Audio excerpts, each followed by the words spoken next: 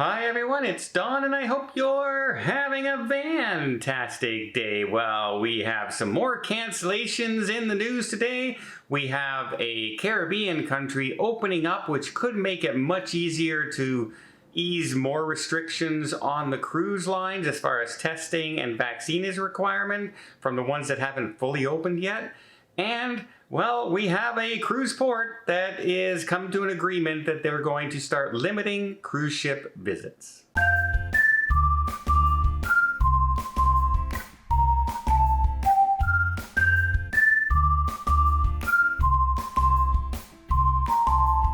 First off in the news today, let's talk about Bar Harbor. They've been in the news the last couple years trying to restrict the ban cruise ships, limit cruise ships, etc.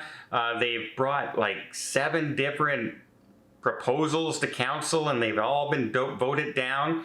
And finally they came up with a cruise committee where they got, members of the association, a member of town council, etc. And they negotiated with the cruise lines to limit in 2023 the amount of passengers and visits to Bar Harbor. Businesses still are not very happy with this, but it's better than an outright ban. And keep in mind, this committee had no authority whatsoever to legally ban or legally limit anything to do with commerce on or offshore. They were just a committee set up to try and negotiate this, and the only reason this is going forward at all is because the cruise lines agreed to do it. Now, what did they agree to? Well, they have shortened the season by 2 months. So instead of going all the way from April to November, April and November will now be cut out, and it'll be a 6-month season. Add on top of that, there'll be daily limits as well as monthly limits. The monthly limits are May and June will be 30,000 visitors that month. July and August will go up to 40,000. And then September, October will go up to 65,000, as that's normally the busiest time of year as the Canadian cruises take effect and people head down to Canada to see the fall colors and the eastern coastline. So this is a compromise. We'll see what happens. We'll see how the cruise lines react, what ships. I have a group cruise next September going to Canada, and so one of our stops was Bar Harbor on the Caribbean Princess, so we'll have to see what happens with that. I imagine we will be one of the ones because we're not a larger ship. We're not, a Quantum class ship or anything like that. The Caribbean Princess is a mid-sized to smaller cruise ship in the grand scheme of things, so I think we'll be okay there. We also have St. Kitts. St. Kitts has said, you know what? You no longer need to be vaccinated. You no longer need to test to come to our country. They want tourism to come back full blown, and they don't want any more restrictions. They say travel is up, consumer confidence is up, numbers are down for COVID in North America, etc., etc., etc. Cruise lines are opening up. We want to open up as well. And if more and more countries go that route, this can open up the cruise lines such as Royal Caribbean, who only came out with, 6 nights or like less than 6 nights. You don't have to do testing.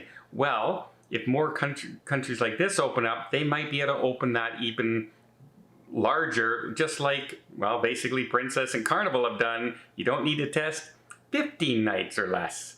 So we'll see, they may change that anyway, but they always said that they were negotiating with the different countries to make sure that the testing requirements ease and things like that, and the countries are comfortable. Well, this just is a sign that countries are getting more and more comfortable with travel and not needing to test everyone every second of every day. We also have some bad news for people who are hoping to get on this brand new cruise ship. Well, they're canceling some cruises. But before I get there, let me just invite you to hit that subscribe button if you haven't done so already. If you want to keep up to date with all things cruising, everything from what ports are opening to the vaccine mandates to the ship reviews to just cruise vlogs on the different ships so you can see what's going on and what's happening right now. as well as some advice on how to save money and what to do when you're there. It doesn't cost anything, and again, I really do appreciate it. It does help the channel out immensely, and thank you in advance to every single person who's about to subscribe, and thank you to everyone who already has.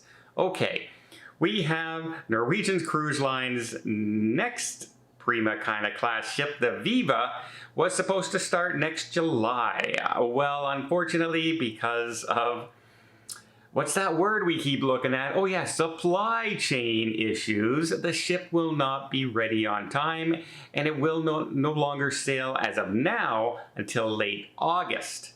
Now, they already had all these cruises sold, and they are offering some ways around it. You can, of course, get a full refund and get your money back. That's not an issue. Or you can go on the Norwegian Getaway. The Getaway is heading down to replace the Viva during those sailings that she'll miss. And you can transfer over to there and get a 20% discount on the price. Now, a lot of people will go, well, the Viva is the brand new ship that I was excited to see and see the new design, and you're putting me on the older Getaway ship. It's not even an Encore class ship, right? So yeah, maybe I'll take my money, thanks.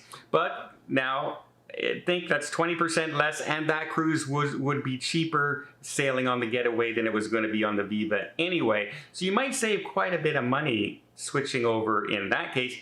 Either way, anybody who takes the money back or switches over to the Getaway, you're also going to get a 10% discount on your next cruise, either choice you make.